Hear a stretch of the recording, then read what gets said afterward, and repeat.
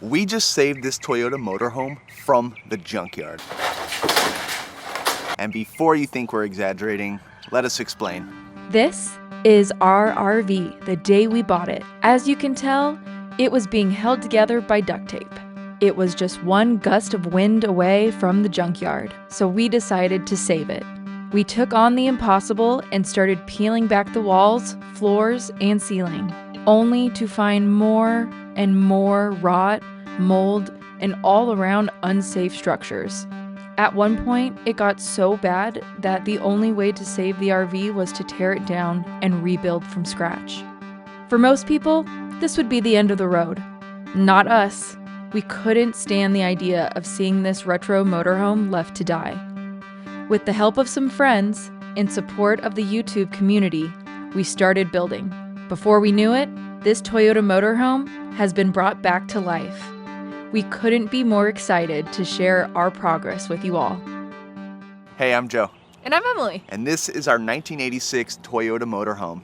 We have exactly 21 days to get this road ready for our first maiden voyage camping trip. Yay! So right now, I'd like to give you guys a tour of the outside. Emily will give you a tour of the inside. We want to show you what we've accomplished since we bought this thing and what is still left to do to make this road ready. And if you know us, you know we love some sourdough, so I'm gonna go and prep a little sourdough for us to share inside, and I will meet up with you guys in a few minutes. Oh, come on, let's go. Oh!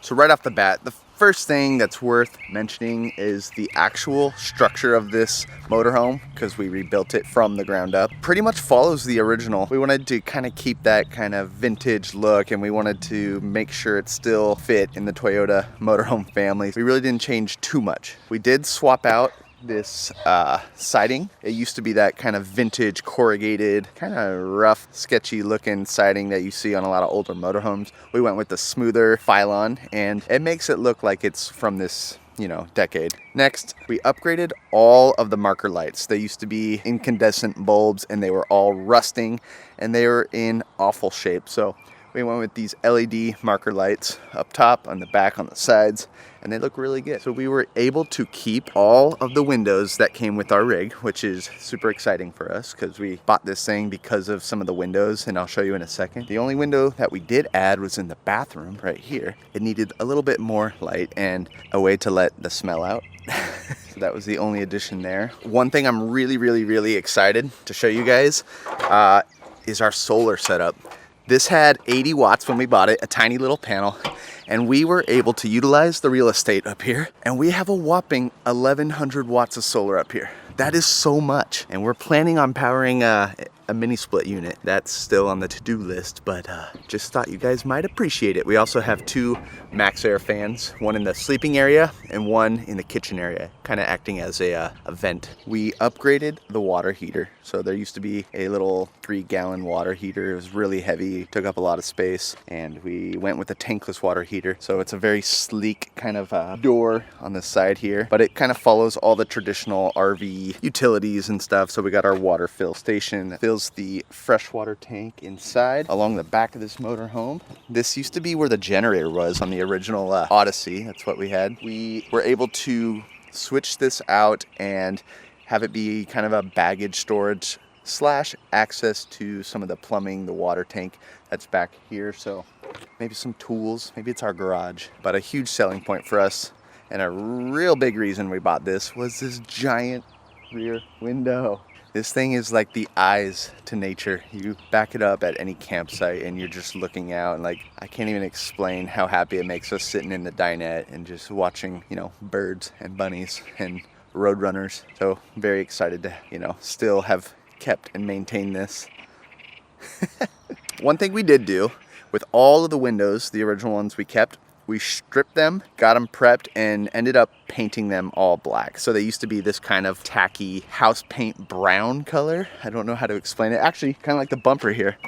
That was the color of the window frames, and we're gonna paint that too. But we decided we wanted it to look new, so we did that. We also added a camera for backing up and making it safe, and the taillights. These are not original. Also went with LED because it is 2025. The other side here, We got the other two baggage doors. This used to be the propane one. We moved it up there just so the hoses and lines would be shorter and we'd be able to connect them a lot easier. This little gas filling spot, it used to be so low that the gas almost kind of felt like it was not flowing into the tank and it would have a lot of issues. So it doesn't seem like it. We were able to raise it up like 6 inches. Made a huge difference. Thought you might need to know that. The propane, it's not in there right now. It's going to be. We got to build a propane locker for it. That way, if there's any ever leaks, we can capture all the propane and it'll vent down outside. These little vents right here are for our Dometic 3-way fridge. These are pretty much in the exact same spot that was on our motorhome when we first bought it. We just upgraded the vents to these Dometic plastic ones just to make it look new again. And what I'm really excited about is this freaking custom door we had. The old door was really janky and it barely shut and it had a lot of issues and I think it was leaking. So we were able to hop online and work with this company to create this really sleek looking door. I absolutely love it. That porch light. Well, there's nothing else left but to take you inside. Oh, hey guys, welcome. Come on in. Welcome inside. So I guess we'll just start quickly in the kitchen. I'll pull out some fresh baked sourdough. Don't try that at home. And we'll leave that here and we will slice into that later. Here we are in our almost finished renovation interior. This is our little kitchenette area. We've got a nice, huge, deep farm sink with a little rincy poo thingy. Definitely wanted a deep sink because I like to bake and I'm planning to use this lower area. Will have shelving and cabinet and storage, and I'm going to be having like a La Crusette big cast iron pot. Wanted to make sure it would fit in there so I can clean it, and that baby also fits inside our beautiful oven, which I will be baking lots of sourdough in. We've got our 3-burner stove, lots of storage above. We're going to create some open shelving sometime and we'll close this in and complete it. We've got our nice butcher block countertops, and then as far as refrigeration, we have our little mini fridge right here, and it's got a little freezer. And then for ultimate freezer space, we have this guy, a nice Iceco freezer, which is currently at 26 degrees. So here we are in our giant dinette area. And we've got overhead storage above as well, except this one right here, it actually is not the overhead storage. This is going to be our mini split AC unit. And so this will be the coldest spot in the RV. So if you need to cool down, this is where you want to be. And then we got lots of storage here. We got our wonderful giant window that got more window behind there. So right now we have our original table from the 1986 build. However, we will and are waiting on in the mail right now some more butcher block, so it'll match our countertops and we'll create a nice sturdy butcher block countertop table. In the meantime, this will do.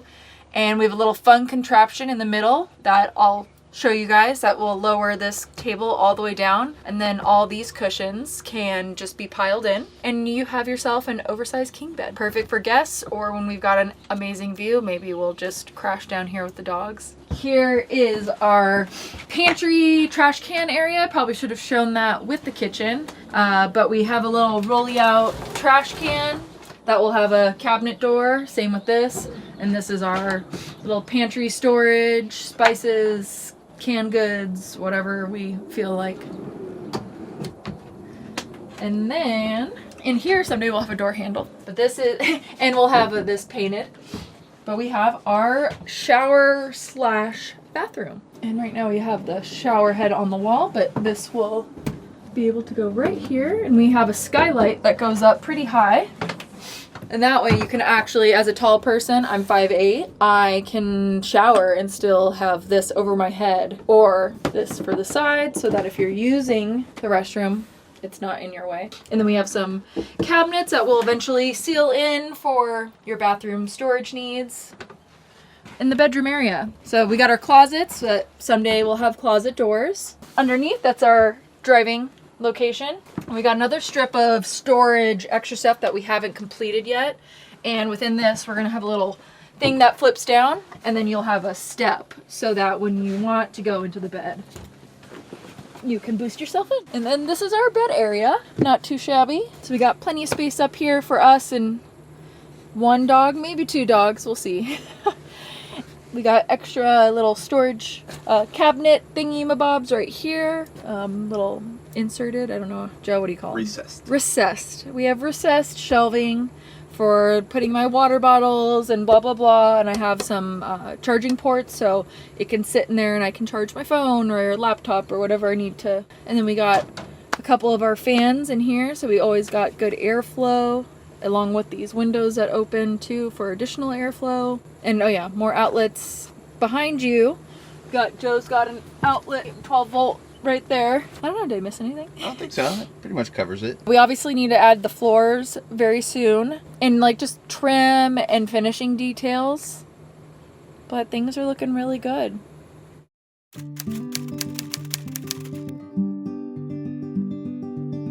Richmond, Virginia, the story starts 1848 on the Ides of March.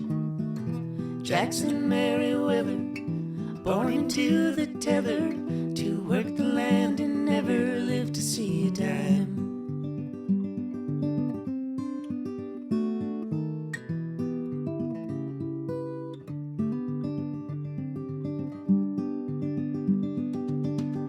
He had a better plan, to be a Union man, to make a run across that Mason-Dixon line. He heard a tale about a railway underground, running through the night and always knowing. Well, I hope you guys enjoyed the progress that we've made so far. It's been a really, really long journey, and there's still a lot to do, and a huge thank you to all the friends who've helped us literally get to this point along the way. I don't think we could have done it without everyone, especially people supporting us. Yep. We're almost ready to hit the road. And you know what? That kind of just reminded me, we don't have a name for this rig yet, and so we've been trying to brainstorm. We're struggling though.